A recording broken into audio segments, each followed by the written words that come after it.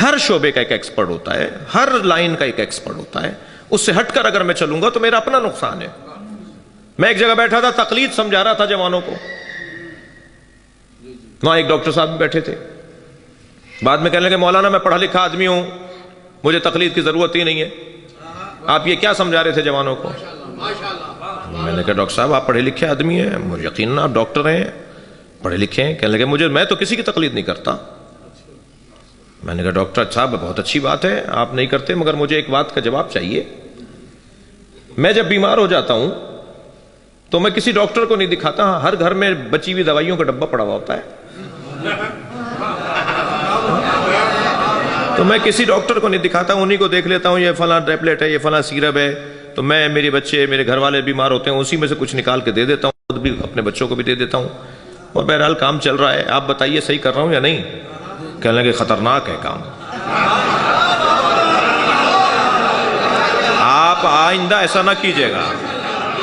میں نے کہا ڈاکٹر صاحب میں سمجھ لیتا ہوں نا، یہ پیناڈال ہے، یہ کالپول ہے، یہ فلاں ہے، 4-6 دوائیوں کے نام تو سب کو پتا ہے نا، تو میں سمجھ لیتا ہوں. کہنے لگے بغیر میڈیکل پڑھے، بغیر میڈیسن کے پڑھے ہوئے آپ کیسے سمجھ لیتے ہیں؟ میں نے کہا جیسے بغیر دین پڑھے ہوئے آپ دین سمجھ لیتے ہیں.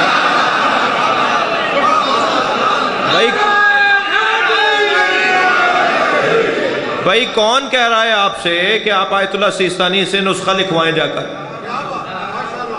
کہ میرے سر میں درد ہو رہا ہے 6 مہینے سے، آیت اللہ سیستانی صاحب نسخہ لکھ دیجئے کہ کیا دوا کھاؤں؟ کس نے کہا ہے یہ؟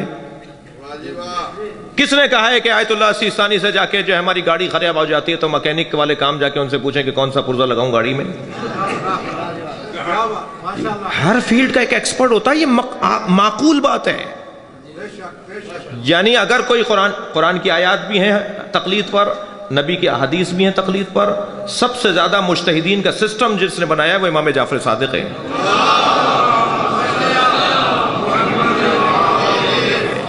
امام عسکری کی سب سے زیادہ حدیثیں ہیں تقلید کے اوپر، کیونکہ امام کو پتا تھا کہ اب غیبت کا دور شروع ہو رہا ہے. ایک حدیث نہیں ہے. یا تو آپ کہیں کہ یا تو آپ کہتے ہیں کہ میں حدیث کو مانتا ہی نہیں ہوں. مانتے تو پھر اپنی پسند کی مانتے ہیں، اور یہ نہیں مانتے. آیت حضرت صلوات پڑھیں ذرا محمد و آل محمد. سب سے زیادہ احادیث تقلید پر امام عسکری کے زمانے کی کیوں ہیں؟ اس لیے کہ ان کو پتا ہے کچھ دن بعد غیبت کا دور شروع ہو رہا ہے. جی سسٹم ہے، سسٹم کو توڑیں گے کسی کا کوئی نقصان نہیں ہوگا. جو سسٹم کو فالو کر رہے ہیں نا، لبنان والے، بحرین والے، قطر والے، عمان والے، عراق والے، ایران والے، وہ ہم سے زیادہ سرخرو ہیں. جو سسٹم کو توڑے گا وہ سرخرو نہیں ہوگا. 2 اور 2 4 کی بات ہے. میں سسٹم کو فالو کروں گا، میرا فائدہ ہے. اسی امام بارگاہ کا ایک سسٹم ہے یا نہیں؟ ایک آدمی کہہ رہا ہے میں تو ممبر وہاں لگاؤں گا، دوسرا اسے کھینچ کے کہہ رہا ہے میں یہاں لگاؤں گا، تیسرا کہہ رہا ہے یہ بلب میں تو پنکھا چلاؤں گا، وہ کہہ رہا ہے مجھے سردی لگ رہی ہے، وہ کہہ رہا ہے میں تو چلاؤں گا.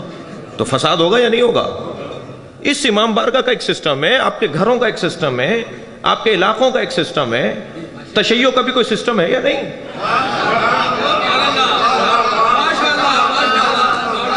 بھئی تشیع کا سسٹم ہی تو مرجعیت ہے.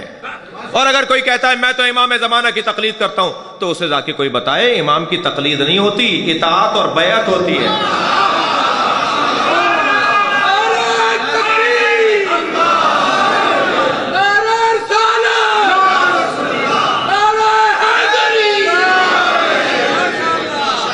امام کی بیعت ہوتی ہے. امام کو اگر ہم نے مجتہد کہہ دیا نا تو امام کی توہین ہے. دقت چاہوں گا، ہم اپنے ائمہ کو مجتہد نہیں کہہ سکتے.